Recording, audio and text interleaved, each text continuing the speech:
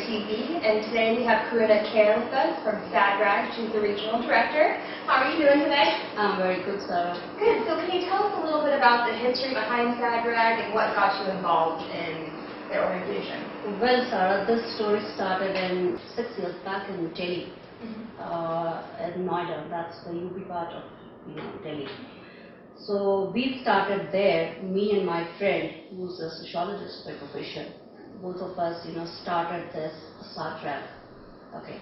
So she's mostly in the research part. She takes the government studies. She takes all, government-based studies. While as I was taking care of the social part. So starting, with 5 kids. This was just an experiment for us, just taking care of kids who were on roads, who were not going to the school, who were just out of school. So we started, with those 5 children in a rented place, and then started our experiment. We educated those children for about 6 months, and then sent them to the formal school. So then we saw the response, and we saw that that was an achievement for us. Okay. So then we went ahead, and we started going to different areas, and we started gathering those children of construction workers, because Noida being an industrial area, and it was full of construction those days, and we gathered all their children who were out of school or dropouts basically, and we gathered them and took them, got them at our place. And we visited these tea stalls, all the restaurants where the child labor was, happening in those days. So we actually tapped all those children and got them in our center. So we started with one center. It was, say after 6 months, the starting point. So it was we were able to gather, say, 30 children after 6 months. And now we started giving them the informal kind of education, so that they are mentally and physically prepared to go to the normal school. So first year when we sent them to government school, it was a failure for us, because again they were on roads. They came back on roads because of the government system in the schools. So then we thought what next to do with these children, and we tied up with some small private schools. Okay, so we told them, okay, now give us some kind of discount in the fee structure, so that these children, they can afford the private school fee and they can be in your schools. So that worked out, that clicked. So with these children, when they got admission in the private school, they were all taken care of there, and they started their formal education in the private schools. So this became that threshold for us. And from next year, we started with, say, 3 centers with 50 children each center. Wow. How are you funding these centers?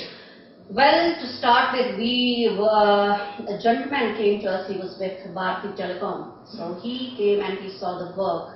This was, first time some reporter came and she just took the interview, and we were just, that is the local Noida paper. Okay, so we were both of them viewed in the paper. So the gentleman, he saw a picture and he approached us. So he told us, okay, now I'll just start funding you. You just move ahead and expand your, operations in all the Noida sectors. Okay. So I think that funding went till, I think, 1 year. Okay, so then something happened and we were just on our own. Okay, so then my friend, she started looking, outside, and then we got in touch with Pearson, Penguin. Then they saw our work, they came, they inspected the work, and then they started funding.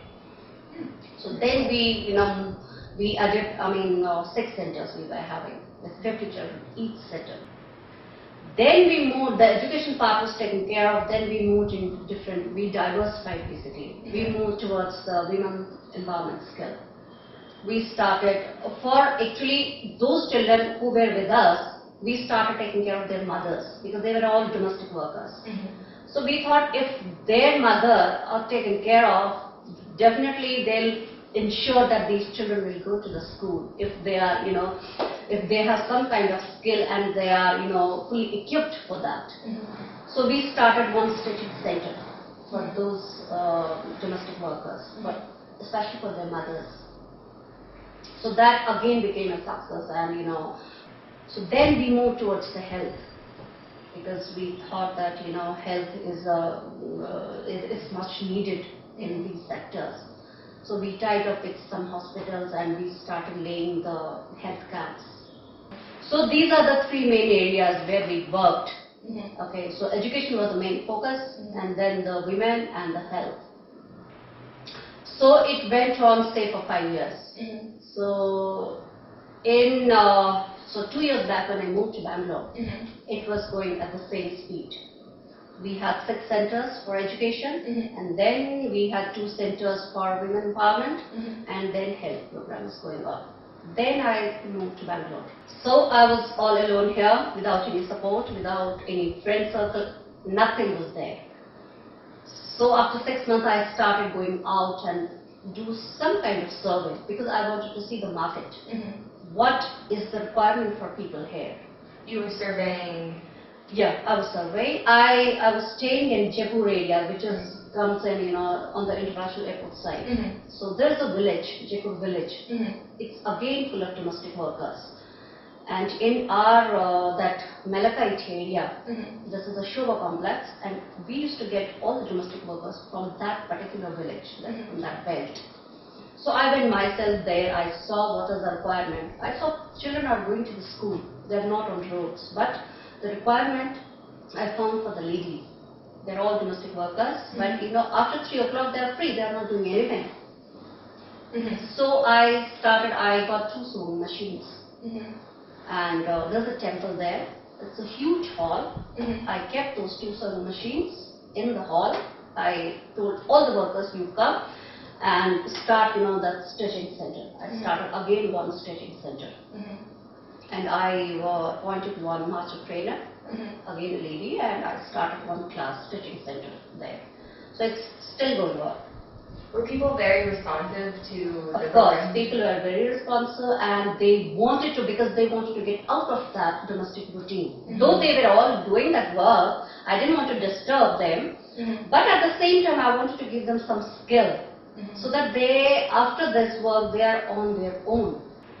So with that idea I started, and about, say, again 15-20 ladies, they passed out in the first batch. And again I provided them some certificates that you have passed. So I took the initiative. I saw some children. I saw there's a slum area at the backside of our building. I started with that slum area only. Okay, I found some kids on the roads, for their mothers, their parents actually, they leave in the morning, leaving behind these kids there only. And I went there, though I could not talk Kannada. Nevertheless, I got stuck. I didn't know what to do. I mean, how to talk to these people. I have to converse with the parents, I have to talk to these kids, but I'm not able to talk. But again, I managed with some actions that, my children, they used to laugh at me, Mom, what are you doing? But I got some ladies, some Telugu students from my building only. Every day I, get some other lady with me, so that, I'm just, she is just interpreting it for me. So somehow I managed and got some, say, 15-60 odd children with me who were completely on roads. So I started a small class. First of all, I got them admitted in the government school. So after admitting them in the government school, I started an evening tuition center for these kids, so that they don't run away. Because the system in the government school is totally pathetic. They don't take care of the kids. Teachers don't know what they are doing, So children, teachers are least bothered whether the children come or not. So just to retain them in the school. So what was, this thought came into my mind. What is the best way to keep them in the school? First I thought, why they run away from the school? Because they cannot cope up with the studies. Like I have 2 children right now, they are in 2nd class, 3rd class, they can't even hold the pencil. They don't know what they are studying, like ABCD, they just don't know. But they are in the 2nd class, 3rd class. So this gave me a thought, I conceptualized this thought that what can we do with these children. So with this thought I started one evening tuition center. I thought let me, help them to cope up with their studies. So right now I'm having around 20 to 22 children in one group. What is your vision going forward? I mean, you're doing the outreach. Are you trying to look to expand or find a place? Of course, my plans are big, Sarah. I mean, I want to tap the whole of North Bangalore because I told you earlier that the whole North is completely under construction, and all over these sites we can find all construction children, these domestic workers children, or these construction workers. They leave their children on roads and then they go to the work. So my idea is to tap all those children, to move behind. Wherever the construction sites are, I have to move towards those directions. And I want to tap all those children. So now my plan is, if I get some support from people, my idea is to open one daycare center for those children who don't go to the school, who are below the age group of 6. So after the age group of 6, they are directly admitted to the government school. But below age group 6, they are not eligible to go to the school. So I want to open one daycare center for them, so that they are with me for the whole day there in the center. So I will educate them informally, make them, give them some kind of informal education so that they are prepared mentally that next year we have to go to the school. Basically, if you see, I am helping the government in an informal way. You must be knowing that we have that RTE Act, that is Right of Education, for all the children. This is a new policy introduced in India right now. So now what government is telling them that you take all these underprivileged children and admit them in the good private schools. But they are not ready to do that because they think that some sort of those children will get mingled with other children. Maybe they won't like it because of the background and so many factors are there. And plus these children are not mentally prepared to be in the good schools because the background is totally zero, so they come from very low background. So here if I am pitching in, I am telling the government like I am giving you prepared children. If I train them for say 6 months or 1 year, it will take me about 1 year to prepare these children mentally, so that once they cross the stage and once they get admitted in the school, they are mentally prepared and they know something at least. So here I am trying to pitch it. Okay, so that is one my policy. And secondly, that those children, those underprivileged children, basically my idea is working towards only for underprivileged children. And secondly, for those children who are already in the government schools, but not coping up with the studies. So with the result, they just come out and become whatever on the roads again. So here, if I'm again pitching in, I am trying to establish evening tuition centers for those children who are already in the government schools. Yes, to help. Exactly. So I want to help them so that they are retained in the schools. And here for those children who are on roads who are below the age group of 6, I want to open a daycare center for them. So that they are with me for the whole day. Their parents, they don't have to worry about their children, because in these conditions only they become the victims of say different abuses, sexual abuse, trafficking, everything, because they find all those people who find these children on roads, abandoned on roads, so they just take away them.